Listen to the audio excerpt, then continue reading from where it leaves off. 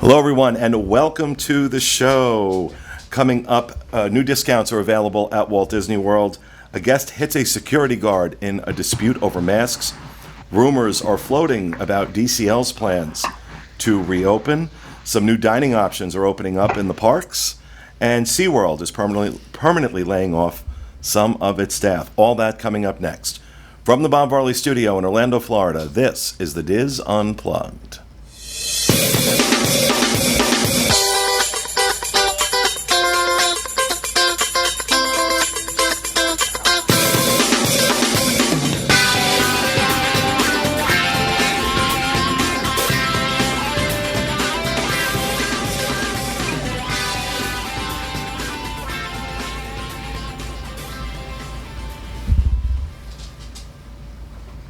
The Diz Unplugged is brought to you by Dreams Unlimited Travel.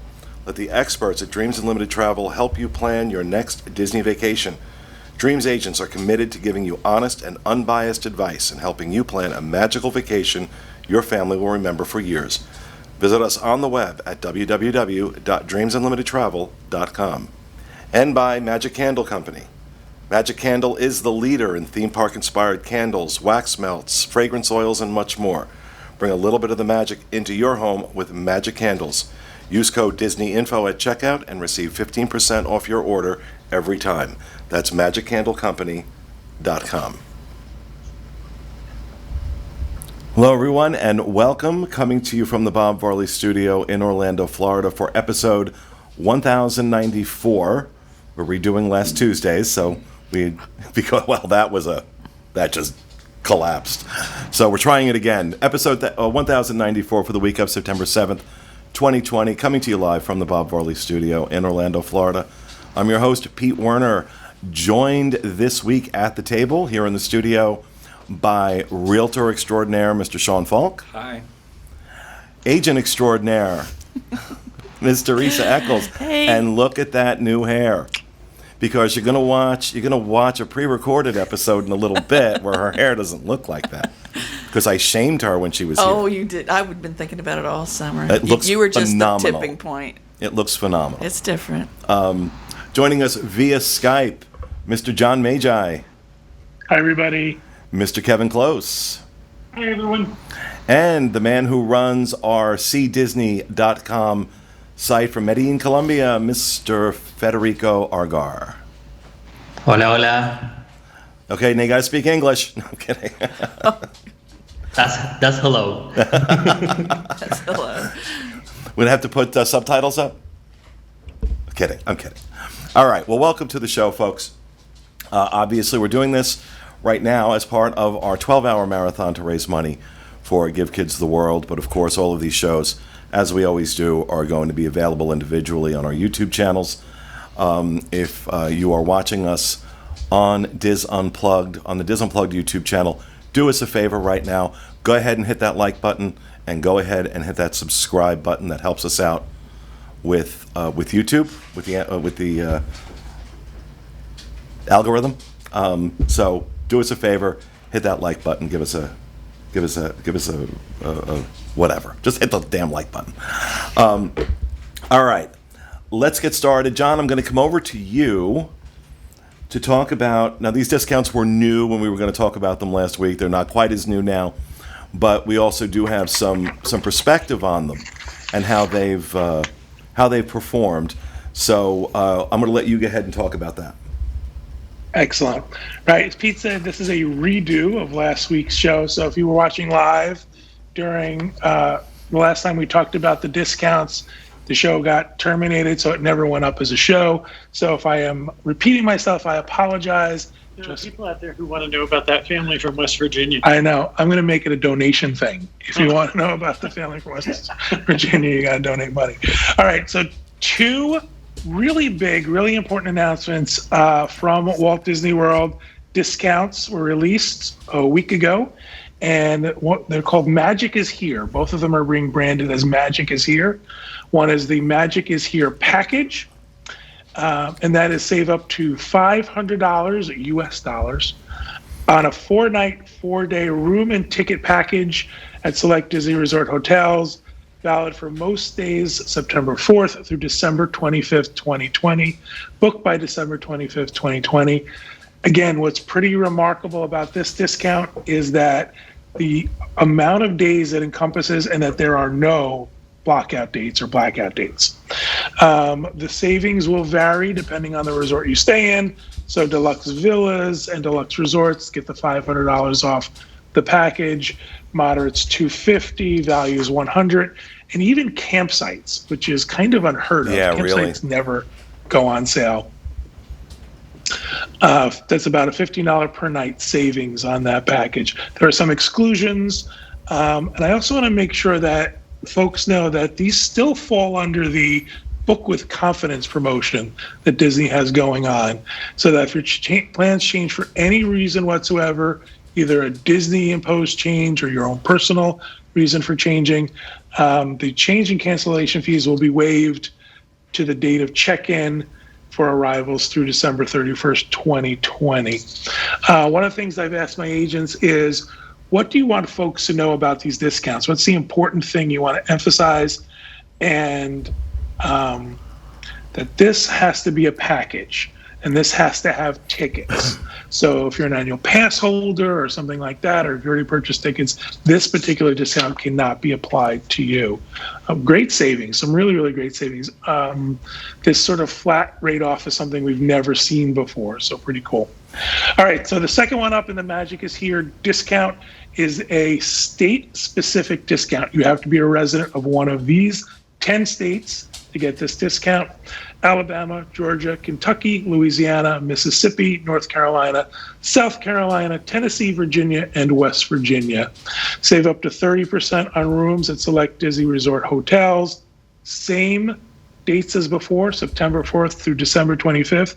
Again, unprecedented, booked by December 25th. Again, depends on the resort you pick as to what your savings is going to be. Again, you must be a resident of those states. They will verify your residency, so don't try to pull a fast one, people from Massachusetts. Restrictions apply on the type of room, things like that. Again, the Book with the Confidence applies to this as well. And what I asked my agents for on this one is, what's your tip on this? And they want to remind folks that even though it's off the room of your reservation, it can still be applied to a package, but it's off the room portion of your package. So if you already booked a package and you say, well, I booked a package, I don't qualify. Yes, you do. You can get the discount off the room portion of that package. So something else that's going on too is Florida resident discounts up to 35% off have been extended through the same dates as those two promotions, and annual pass holder discounts of up to 40% off for the same dates as well. So we're talking some unprecedented discounts and savings being released for what's obvious reasons, right? Through the holidays. Yeah. We all know that Disney's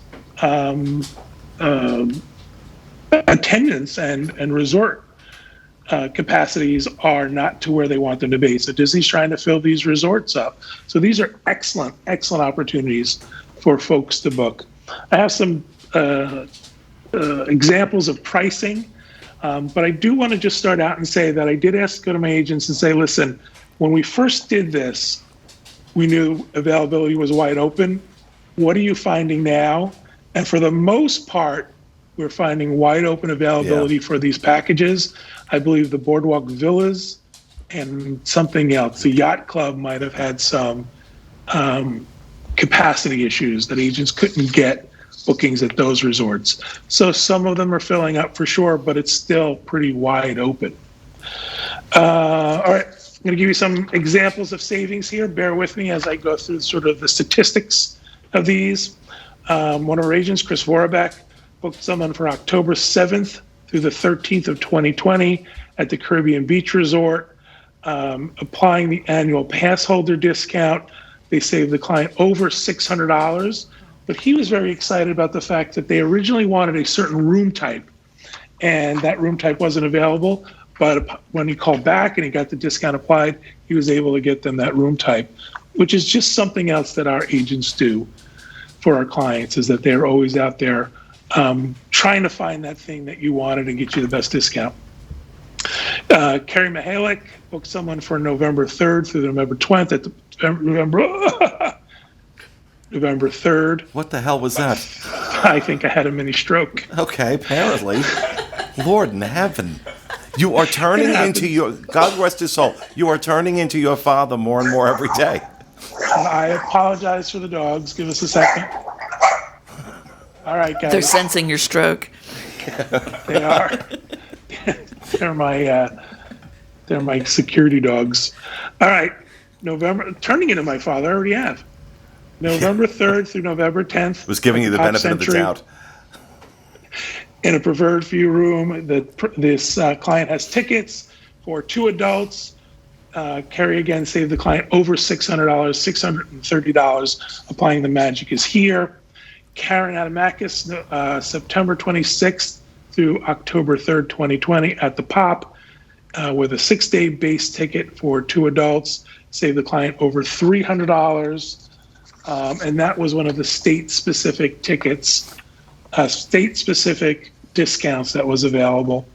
I got a bunch more, but I wanted to. So one of the ones I wanted to really point out to folks is Mike Finucci had a client who booked under the rebooking discount. Do we all remember that when Disney first opened up and they released free dining, but then they took away the dining? So people got a discount and all of that stuff. It's someone at Boulder Ridge Villas. There's someone at Wilderness Lodge, and he was able to move them to Boulder Ridge Villas and save them over $1,200 applying the discount and moving them. So really, really impressive stuff going on. Yeah, well, really happy with the agents. Well, as you mentioned, it's unprecedented for us to see not necessarily the amount of the discount, but the availability and length of the discount, and to have it applying across annual pass holders, drive market residents, package reservations. That's the part that is really unprecedented. And I have to do a quick update here. We just passed $100,000. Oh my! Wow. We just passed hold on. We just passed $100,000. We are up to $13,565 now in direct donations. So we are less than $1,500 away from watching Craig in a future show, in a future time. Today. No, well, we don't have the clippers. We're less than $1,500 away from watching Craig shave his head, and we're less than 7,000 away from watching me shave mine. But this is unbelievable, and I will tell you now that I believe we are about 20,000, or I'll get an exact number for you in a moment, because I know Steve Amos is watching, and he's going to text me in a moment to tell me what the number is. We are very close to our $1 million, folks. We are closer than I thought we were going to be in this event. So for those of you that are watching this after the fact, I apologize, but I am going to pop in with little things like this, because right now this is going out live as part of our marathon show. This thing's just refreshing in front of me, and Stephen Amos called it a stock ticker earlier, and that's exactly what it feels like. So this is just incredible. This is incredible. Anyway, we'll get back to what we were talking about. How unprecedented. So I just want to say, before you get back, can I say something? Sure. I was whispering to Kevin, the thing you could hear me whispering. Yeah, because you didn't know our mic you was whispered on. a decibel 5. Yeah. Was that in the time I started watching at 10, but then we had a cutoff to get in place for the show. From the time I started watching at 10 until I think it was 10:45 when Pam ended, you had done $10,000. There was an extra $10,000 in donations. Yep. Or raised for the auction. I believe at this point it's now $25,000. It's in that. I want to say we started about 84,000 this morning. Yeah. So yeah, it's been over $25,000 raised in a very short amount of time. So We still have 10, 11 hours to go, right? I'm just getting warmed up. I haven't started dancing yet. Jerry Lewis. And you know what? Look, I'm going to warn everybody. He's He's going to start sweating. I got very little sleep last night, so I'm punching now. Imagine what I'm going to be like at 10 o'clock tonight. So anyway, all right. We're talking about how unprecedented these discounts are, and obviously COVID has had a massive impact in terms of who can travel to Disney, who is willing to travel to Disney. And if you hear tapping again, that's just Dolly. Federico, I want to come to you because one of the markets that has been really cut off completely coming into the United States is anybody from outside the country. I know you're feeling that frustration as well. Yeah, well, most of the places that we're living in Latin America, we're not allowed to, the borders are not open yet, so we're not allowed to travel, and I think that has affected a lot the confidence of people wanting to make trips for this year, because we don't know how things are gonna go. I mean, it's different if you travel from inside the United States, but for us it's more complicated. I have a trip for October. My plane has already been changed, but hopefully the borders are going to be open and everything's gonna be fine for my trip. But we still don't know. I think our governments in Latin America are still figuring out how to handle all of this. So I think all governments around the world are trying to figure out how to handle this. But yeah, obviously Disney relies heavily on international travel coming into the park. So what you're seeing is it's unprecedented for that reason. That and I had said this too in the months ago, that even before Disney opened, I said just because they open doesn't mean people are going to come. And I think that's kind of surprised them a little bit, that they figured, okay, because it's always been busy. It's always been folks rushing to get in, trying to get in, and the reality hitting that, oh, wait a second, because they're at 30% capacity now, and you look like you have something to say. You want? Oh, no. No. Okay. No. All right. Oh my God, 107,000. Oh my gosh. This is insane. Never seen anything like it. I'm sorry, I'm going to have like outbursts throughout the show. It's like, look down and I see these numbers. I'll have to make John's stroke noise. Patent pending. Let's extend that conversation now, though. Let's pivot over to Disney Cruise Line. It's one of the things I want to talk about.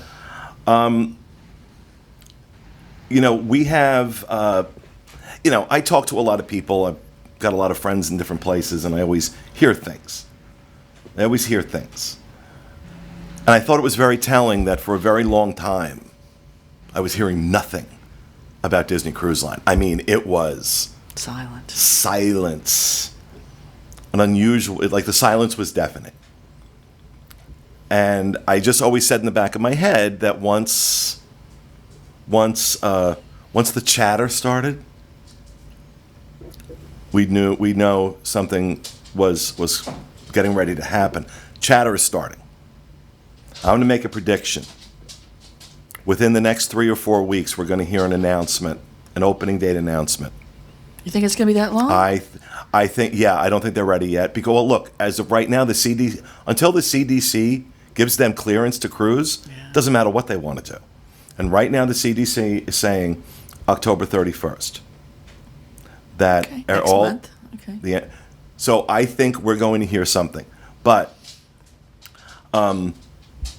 everybody's like, they know that the ships are all docked, and they know there's work being done on the ships. And everybody's asking, I wonder what they're doing. They're not adding a new club, okay? They're not doing dry dock stuff. They are retrofitting these ships for COVID. Yeah, plexiglass everywhere. They are retrofitting these ships for COVID. That is what is going on right now. And it was a story, the thing that tipped over the edge for me, because like I said, I've been hearing chatter and stuff, but what tipped me over the edge was a story we posted a few days ago on DCLFan.com. That during a recent Board of Trustees meeting for the Port of Galveston, one of the ports that Disney Cruise Line sails out of, Port Director and CEO Roger Rees shared information from his talks with Disney Cruise Line, where Disney Cruise Line stated that they're aiming for 70% occupancy when the ships relaunch. That in the article it was mentioned that for most cruise lines, 30% is the break-even point. 30% occupancy is where they make their money back. And then everything after that is profit.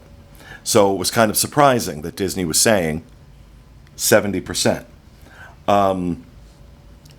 Port Canaveral CEO John Murray also had mentioned that they're going to be enforcing arrival times. Like right now, like when you're going on a cruise and you make your appointment for when you show up, and everybody just shows up at 11 anyway, that's not going to be allowed.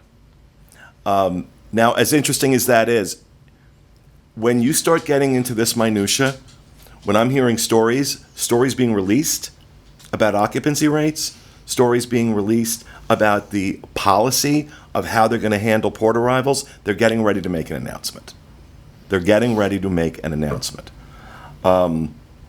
What do we think? Well, first of all, I think, honestly, if they actually do go at 70% occupancy this year, I think that's going to be incredibly irresponsible. Irresponsible? Irresponsible, absolutely. The parks, where the vast majority of people are outdoors most of the time, are at 30% capacity, and they're not filling that. I mean, maybe they're saying 70%, hoping that, maybe knowing, hey, we may not get 70%, and just going for it. I mean, the parks as well, they're at 30% capacity, but they're not getting 30. Yeah. They're not getting filled. Just because they say Right. doesn't mean it's going to happen. Because, yeah. Well, let me ask this question of everybody. Craig, I never even introduced you when I went around the room, did I? Ahoy, ahoy. You did. Great to be here. There he is. I noticed that too. There he is.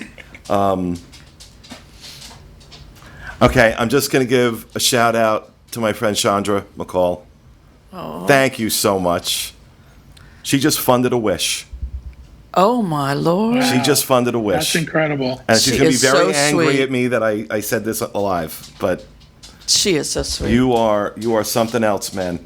I also, if you could give me a second here too, in the And we're at 20,675 in direct revenue. We're all shaving our heads. There goes your head.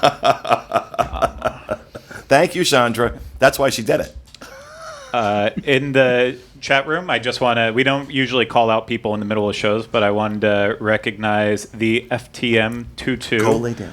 who is saying, if you cannot donate due to finances, please put a money symbol in the chat. I am making a donation to represent those people. And I think Oh, wow. that's really, really Wow, that's awesome. So What an awesome idea. Folks, we're going to do it. We're going to hit $1 million today. I can't believe it. I was all set to do a thing for the rest of the year to get us there by my birthday. A thing. Well, Right. a way Right. to get us there by my birthday. I'm still going to. We're Does gonna it hit involve shaving? What's that? Does it involve shaving? His Well, that's already eyebrows go taken care. next. Oh no, never the eyebrows. The eyebrows, the only hair that's not falling out. We're not losing that. I think it should be non-public areas. Oh, Okay. okay. That went south. Yeah, really. Well, of course.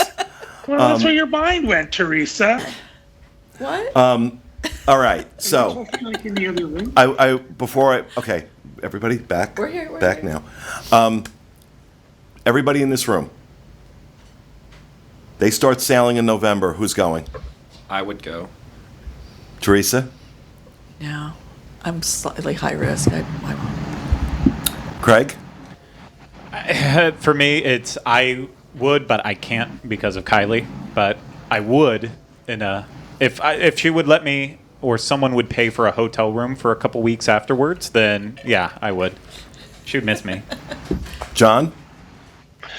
We actually have, this is not a Disney cruise, we have a celebrity cruise booked in October November that we're actually really, really looking forward to going. So yeah, we would sail in November.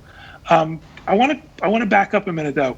One of the things about the capacity on the ship is CLIA has already mandated that they have to leave 15% of their staterooms empty for isolation purposes and quarantine purposes. So 30% is above and beyond what that is already. So I think that that's a significant thing to point out, is that cruise lines will go more above what's being recommended to them to keep people safe. And I'm hearing different chatter. I'm hearing that November will probably cancel soon.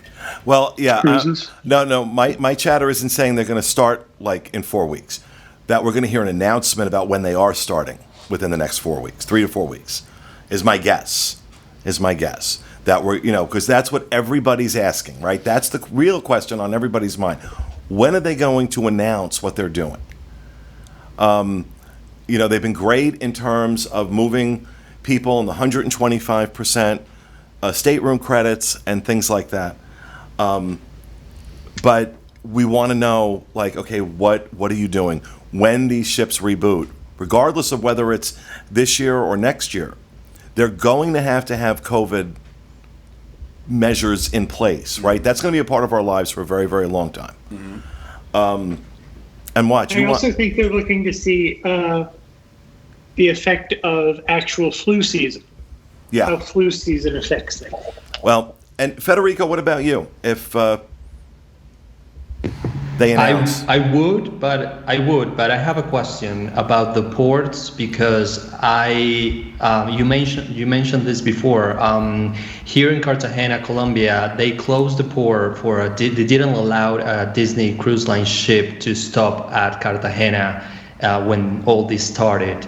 And I was wondering what's going to happen with that, because I think one of the big things about making the decision of sailing is when and where is the ship going to stop? Because if the cases are very high there, is Disney going to change itineraries or not stop there? I think that's going to have, at least for me, something to do with the decision of where I'm going to go. Well, that goes to part of the chatter I've been hearing, that they are they're in negotiations with the island of St. Thomas to tender off of Magens Bay, to run tenders back and forth to the beach. We know they are looking at logistics on Castaway Cay for how they can, they're not going to be able to just go to ports and like, okay, everybody go have a good time and then come on back. But you can also look to what some of the cruise lines in Europe are doing, where they've created these shore excursions that are, it's basically you're in a bubble. You're in a social bubble from the time you get off the ship till the time you get back on the ship. And I know there was a story, I think it was MSC Cruises. One family decided on their shore excursion they were going to go off on their own. They were not allowed back on the ship. They were not allowed back on the ship. They said, "We'll send you your stuff, but you're out. You're out." So, but I think, like I said, you're hearing these.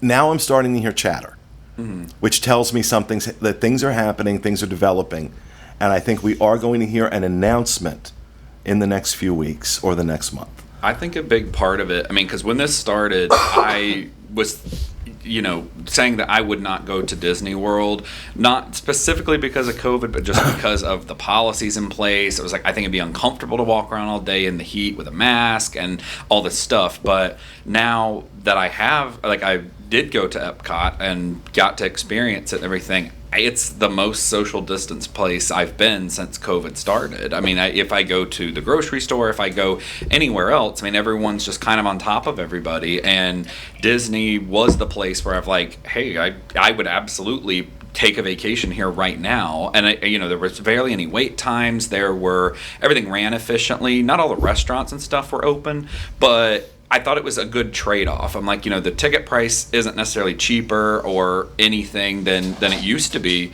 but the fact that I can go on everything I want to go on and get to experience most of the things I want to experience, I can, miss out on fireworks or a couple of other things and still feel good about my trip. So if Disney Cruise Line is going to be anything like that, Yeah, that's the question. Yeah. How will it be? Well, I mean, it's going to be hard, especially if this is true and they end up doing 70% occupancy.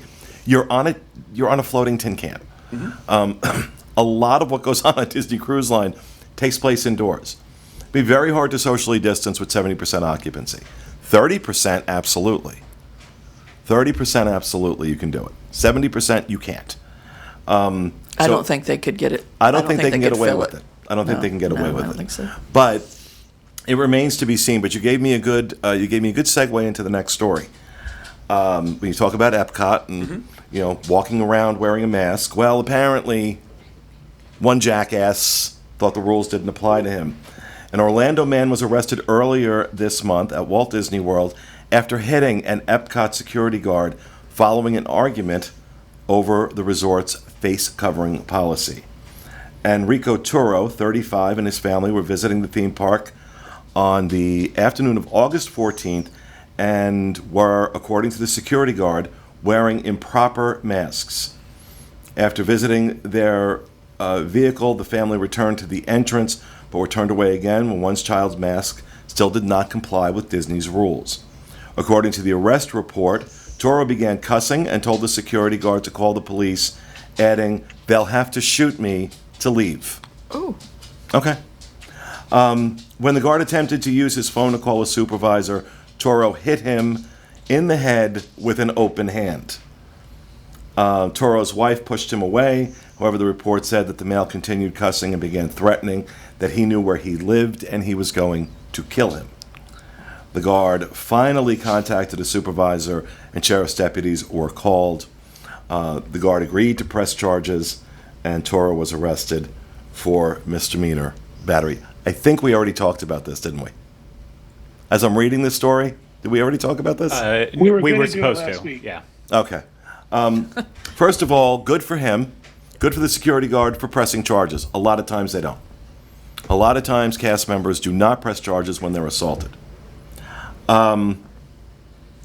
And, fortunately, I believe this is the first story that we're talking about since the parks reopened where there was this kind of altercation regarding mask wearing. I think that says a lot about, generally speaking, how people have been behaving. Has anybody heard anything else? I saw a video. There was no physical contact, but a father was up in a cast member's face. I think it was at Pop Century about their child not being able to wear the mask, and he seemed like he was just out to create a video, really. But the cast members were very good. I mean, he was up in their face, but no. That's why I couldn't work there. I just don't get why you would ask them to call the police, and then when you pull out your phone to call the police, they hit you in the face. Like, Right? I mean, Was it open? Was it just like? Yeah, like you literally ask them. It's the first Call thing the I would have done. police. Like, I'm okay, gonna I'll hit you. call the And I'm not police. gonna Like, get if it- that's what you want. I'm not going to get into the mask debate. But at Disney World, there's no debate. It's private property. So they had masks on, but there was something improper about I guess, them. yeah. I don't know what was improper, but A lot of times people wear like I call them buffs, like from Survivor, but where it's like a wrap. Oh, and they yeah. just The pull it gator. up. And those Yeah. are a gator. Those Yeah, aren't that's what it is. allowed. Yeah, they probably was something like that. and like I said, not going to get into a mass debate. But there is no debate at Disney World. It is private property. It is privately owned property. They have the right to tell you what you can and can't wear Yeah. and how you can or can't wear it. That extends to masks. And they have the right to tell you to leave, right? And Ask they have you the to leave. right to, they can trespass you and you're never allowed on their property again, which is, I think, what should happen. Yeah, I mean, I think if you know going in, no matter what your feelings are, like if you know going into it that they require masks, like if you don't want to comply with that, don't go. Like Right. it's just that simple of a Or thing. if you can't comply for whatever reason Right. you have, Right. Then you just don't can't- go. you Wait. just can't go. Exactly. Like, You know, Yeah. if I'm high risk, so there are certain things I have to avoid. It's not that those places should cater to me because I'm high risk. It's my responsibility to say I can't Okay. go there. yeah. Opt out, yeah. You know, would I like to go? Sure. Would I love to go and fly somewhere and go? Yeah, sure. But you know what? This is just the reality right now. You know, and Federico, let me ask you. You know, we talk about how it is here in the U.S. How is it? Is it the same way in Colombia with the masks, or you know, you got some people that want to, some people that don't? No, we have a mandatory rule. You're not allowed to leave your house without a mask because the police may give you a ticket. But I just wanted to say that if you're traveling from another country like here, where they ask you to wear a mask all the time, you have to know the specific rules in Disney World because we're more flexible here in Colombia of the kind of mask that you're allowed to wear than you are in Disney World. So just because you can wear it here, it doesn't mean they're going to allow you to wear it on the parks. But yeah, we're kind of getting used to having them all the time here in Argentina, I know as well, but here in Colombia, all the time you have to wear it.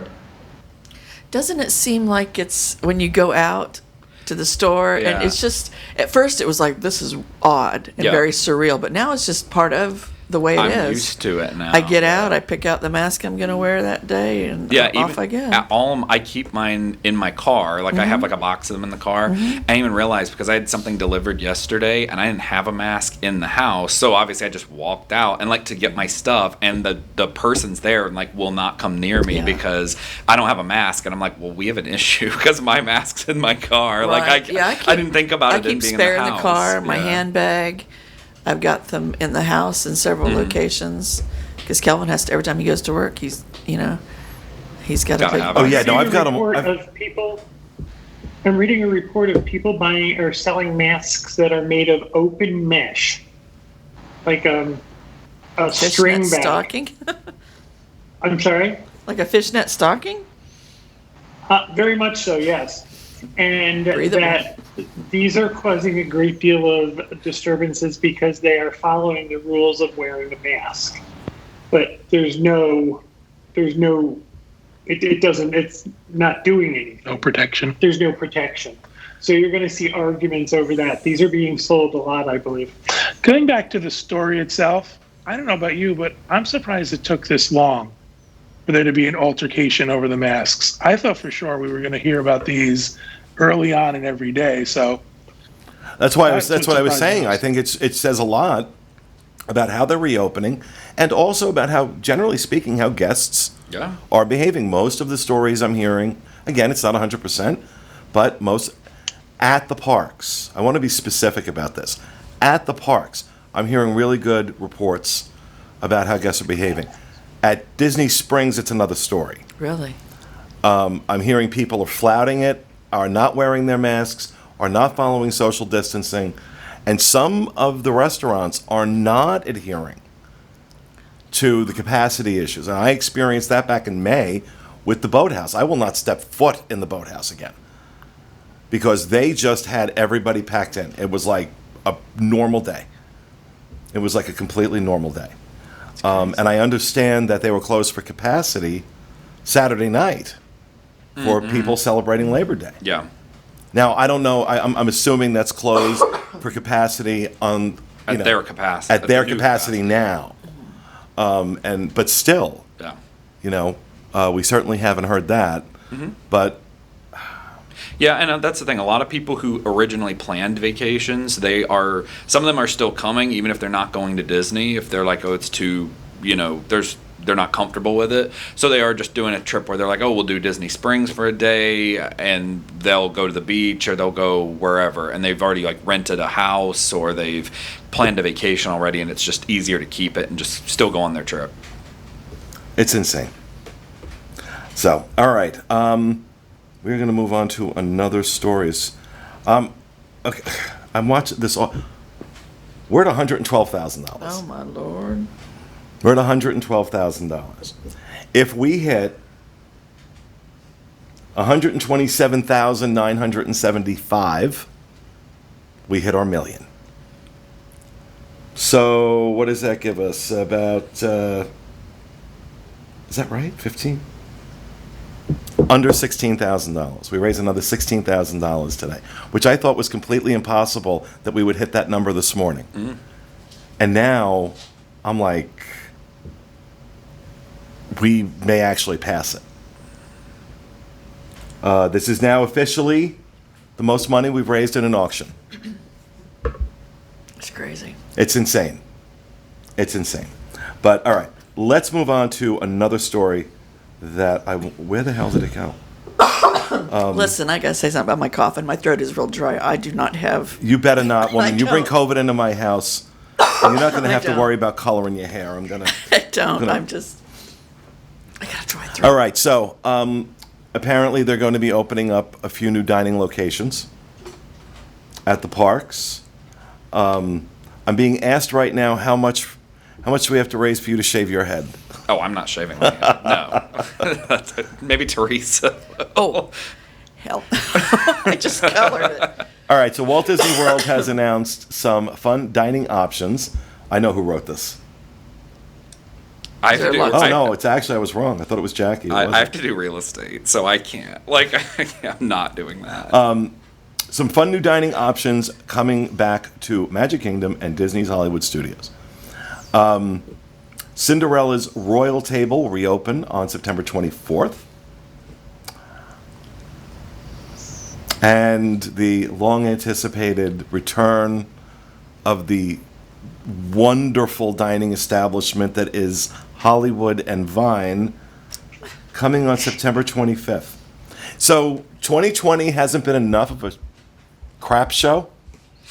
Odd choices, though, because, one is traditionally a buffet and one's a character meal traditionally. So, like... And, well, beyond that, the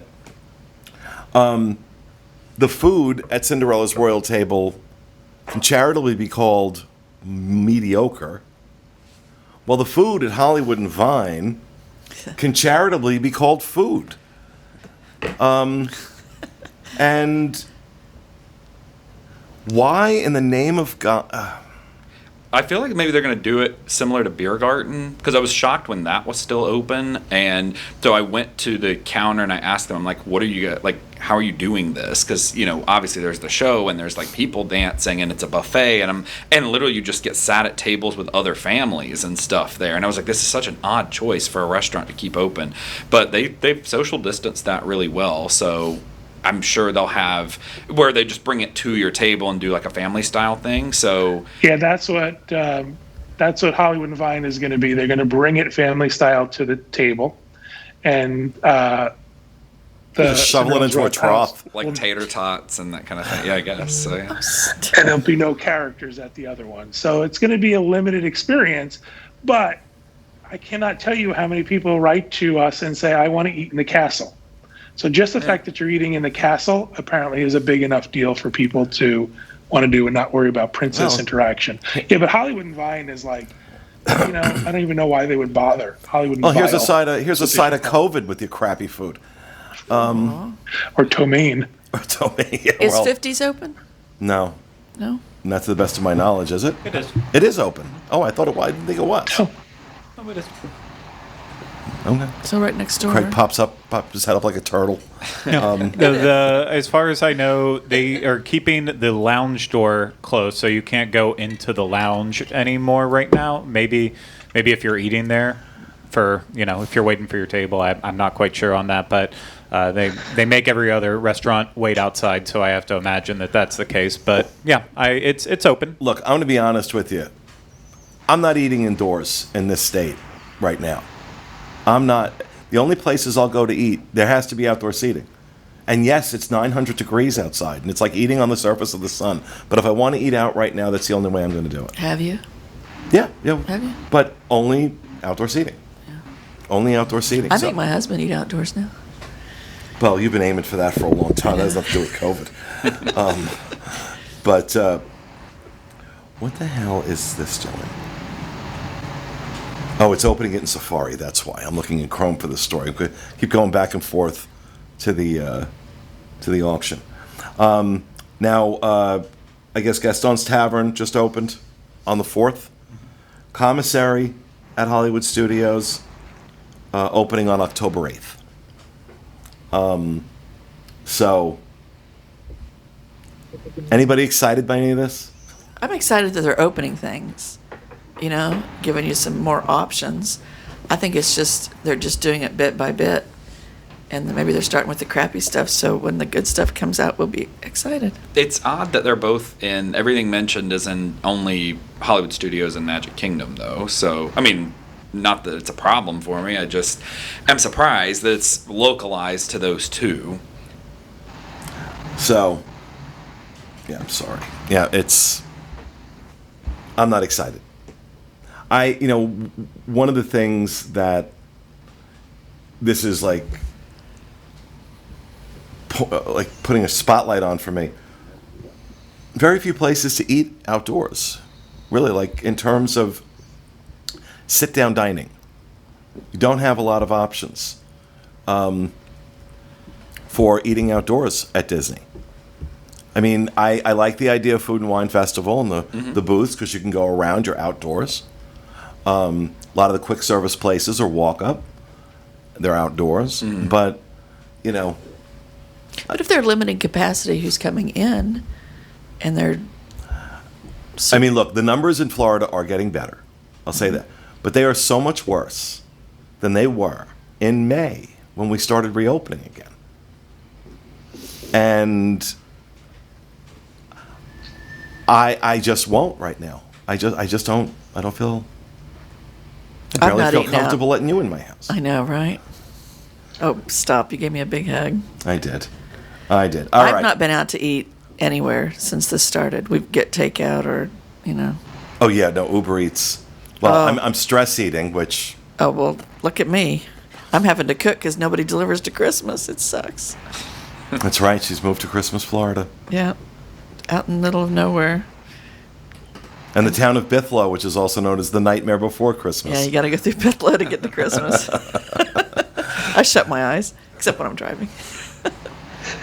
But you liking the house? Yeah. I'm liking the...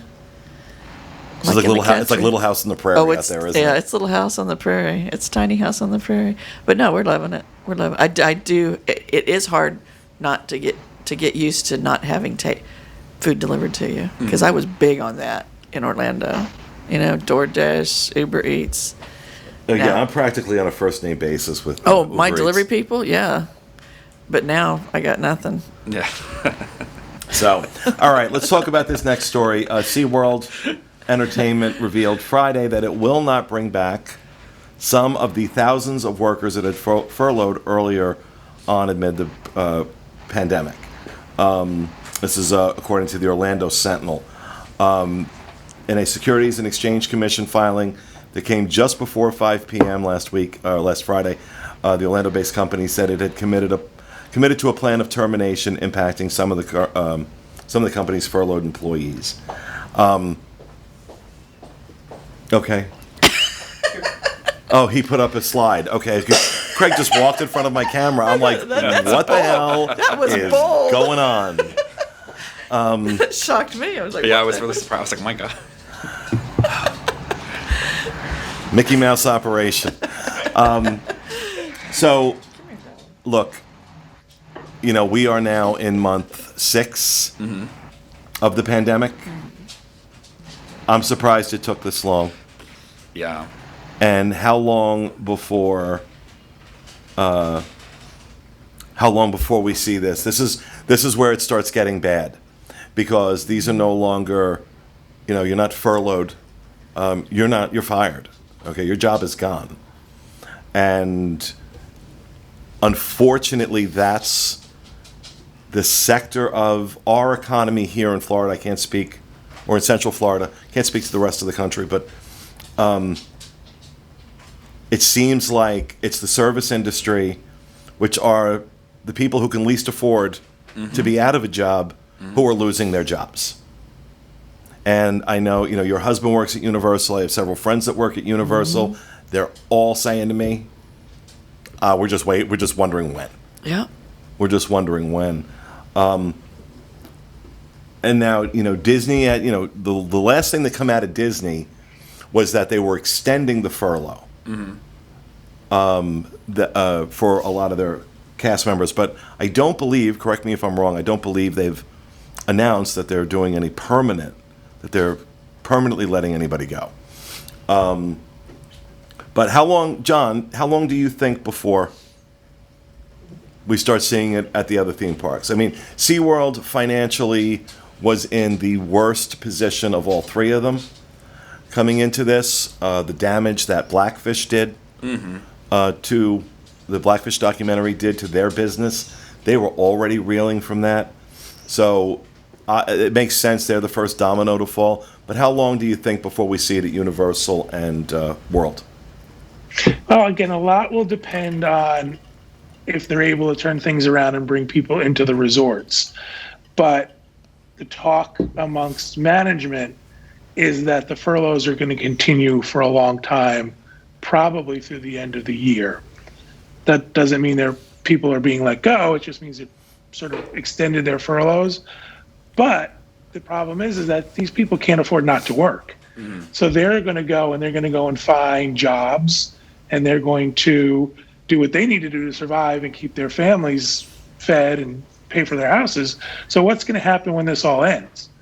Is Disney just going to expect people to come back and do the jobs they did before? I don't think that's realistic. So this is going to be a domino effect for well into 2021. Yeah, I agree with that. I think that's something that came up at the beginning when Disney had furloughed people, was who will necessarily be left when it's time to call people back. And if you've already gotten something else, and let's say you're working now at Sam's Club or Costco, as far as like service industry, they actually pay pretty well. They definitely pay better than Disney does. So it's a thing of where you may not want to go back at that point. As much as you loved the perks and that stuff, a lot of people keep their job at Disney and they trade off the fact that they're making less money because they get annual, not annual passes, but like they get some park entrance. Right. They have a really good benefit And the magic. system. That's where if you're there because you want to be there. Right. But if you've now found like that's the thing for a lot of people where this is like the kick of like, okay, I got to go figure something else out. It's reality. You have to think about that. And I know with my husband, when the whole thing started, he was off for 6 weeks, not working at all. Yeah. And then when they brought him back at a lower hours, fewer hours, and now he's back up to full hours. But, you always have to worry, is that the way it's, is it going to stay that way? Keep talking. Yeah.